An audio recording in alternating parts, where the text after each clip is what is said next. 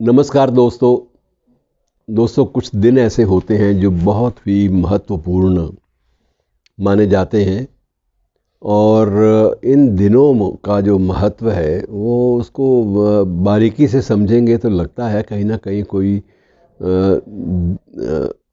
जो पुराने ज़माने में कहते थे कि तारीख ऐसी है कि मुहूर्त ऐसा है, ये बातें इनका साइंटिफिक वैज्ञानिक इनका आधार ना होते हुए भी ये मानना पड़ता है।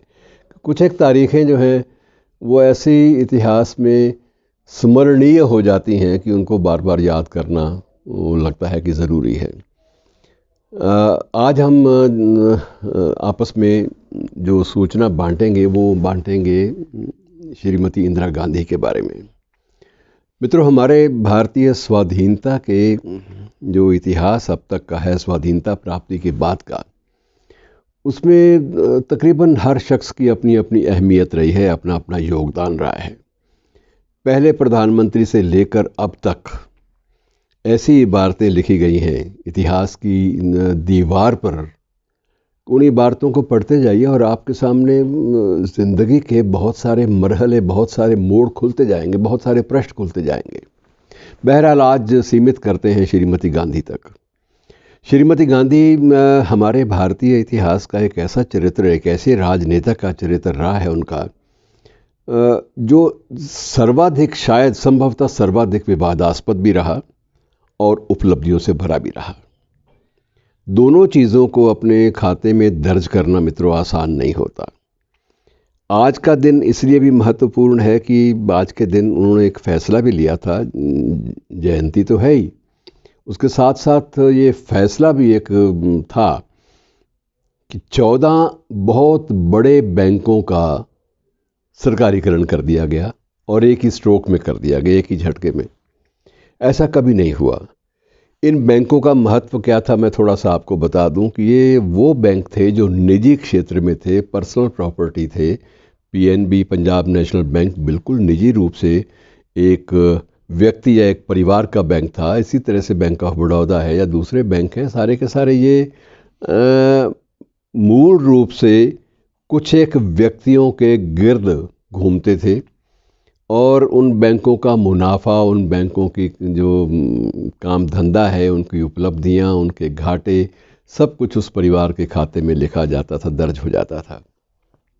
लेकिन इसका एक दूसरा पहलू भी था, वो सुनहरी पहलू, स्वर्णिम पहलू, वो ये था कि इन 14 बैंकों के पास आप अंदाज़ा लगा लीजिए कि देश की 70% जो वित्तीय व्यवस्था है वो इन 14 बैंकों के पास थी।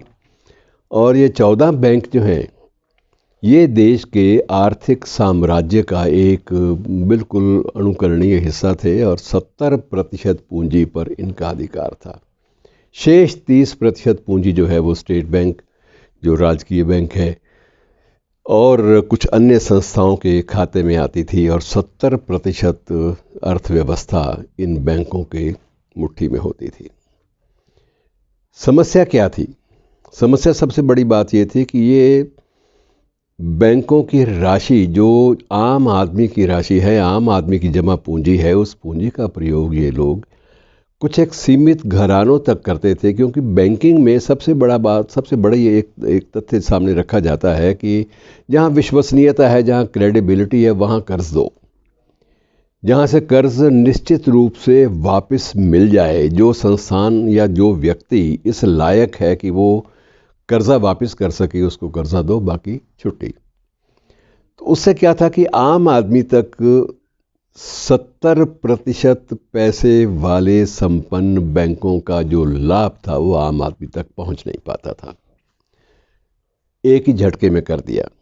आधार क्या था ये नहीं कहा जा सकता। कुछ लोग ये कहते हैं कि ये राजनीतिक फैसले थे। उनकी जो साख थी वो निरंतर गिरती जा रही थी और उस साख को बहाल करने के लिए उन्होंने कुछ एक ऐसे चौंकाने वाले फैसले लिए जिनसे पूरा का पूरा जो तंत्र था, पूरा का पूरा भारतीय परिवेश, पूरी की पूरी राजनीति, उसका लहजा बदल गया, उसका प्रोटोकॉल चेंज हो गया, उसका बिल्कुल बदलाव उसमें आ गए।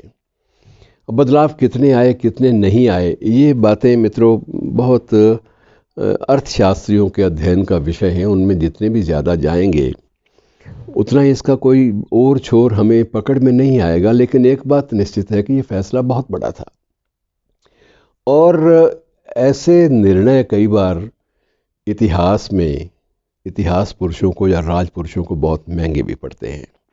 लेकिन इस फैसले ने देश की आम जनता को श्रीमती गांधी के साथ जोड़ा ज़रूर, और वो कहीं ना कहीं ये एहसास देने में या कहीं ना कहीं ये एक नारा क्रिएट करने में सफल रही कि देश की जो आर्थिक पूंजी है उस पर आम आदमी का अधिकार है, देश के ये जो जन जन का अधिकार है, ये बहुत बड़ी बात होती थी और इसलिए इसको सबसे बड़ा कदम माना गया। देश के वित्त प्रबंधन में, फिस्कल मैनेजमेंट में ये बहुत बड़ी बात मानी गई।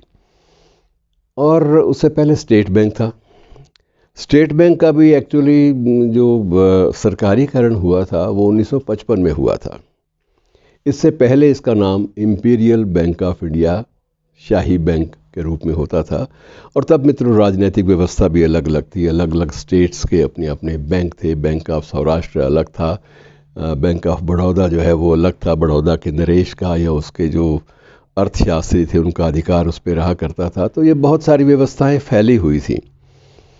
तो स्टेट बैंक के रूप में जब इंपीरियल बैंक को परिवर्तित किया गया तो वो बैंकिंग की व्यवस्था में पहला सरकारीकरण माना गया। वो 1955 में, तब श्रीमती गांधी राजनीति में शायद सक्रिय भी नहीं होंगी उस वक्त। बहरहाल ये बहुत बड़ा कदम था और क्योंकि आज जयंती का सवाल है तो दो तीन बातें साथ साथ ही जोड़ लेते हैं। बैंक में व्यवस्था है, फिर प्रीवी पर्सेस को ख़त्म करना है। प्रीवी पर्सेस एक कमिटमेंट थी जो पूर्व नरेश थे उनके साथ सरकार की कि हम लोग आपको ये सुविधाएं प्रदान करेंगे और ये संविधान में प्रदत्त होंगी। लेकिन प्रीवी पर्स भी ख़त्म हुए, बैंकों का राष्ट्रीयकरण हुआ। उसके बाद बहुत सारी घटनाएं और भी हुईं। 1971 का युद्ध हुआ, पाकिस्तान पड़ोसी देश के दो टुकड़े हुए, निर्णायक युद्ध था और बांग्लादेश को एक स्वाधीन राष्ट्र के रूप में सामने लाने में हमारी भूमिका, हमारे सैनिकों की भूमिका पूरी की पूरी महत्वपूर्ण बनी रही। ये बात अलग है कि इन सारे कदमों का, इन सारे फैसलों का जो श्रेय था वो श्रीमती गांधी को मुख्य रूप से मिला। और इसी श्रृंखला में कुछ और भी फैसले थे, जैसे ब्लू स्टार ऑपरेशन जो हुआ, आतंकवाद के विरुद्ध पहला एक निर्णायक जो कदम उठाया गया, वो भी आपके सामने है। तो बहुत सारी ऐसी घटनाएं हैं जिनसे ये बात तो सिद्ध होती है कि इस शख्सियत ने अपने खाते में बहुत सारी उपलब्धियां दर्ज की। अगर आपातकाल का कहीं वो परिदृश्य इनकी ज़िंदगी में ना आया होता तो शायद इन्हें बहुत ही महत्वपूर्ण एक जो पद था लोगों के दिलों में, जहन में, वो एक ज़रूर मिलता। बहरहाल अपनी ढेरों उपलब्धियों के और एक ऐतिहासिक भूल के बावजूद इस बात से इनकार नहीं किया जा सकता कि जो निर्णायक क्षमता थी वो इस राजनीति के में बहुत प्रबल थी, बहुत सबल थी। आज इतना ही इसके बारे में, क्योंकि ये निर्णय बहुत लंबा है, ये विषय बहुत विस्तृत है, इस पर ज़्यादा टिप्पणी संभव नहीं है। लेकिन इतिहास में दर्ज है नाम और ये रहेगा, अलग अलग कारणों से रहेगा। शुक्रिया।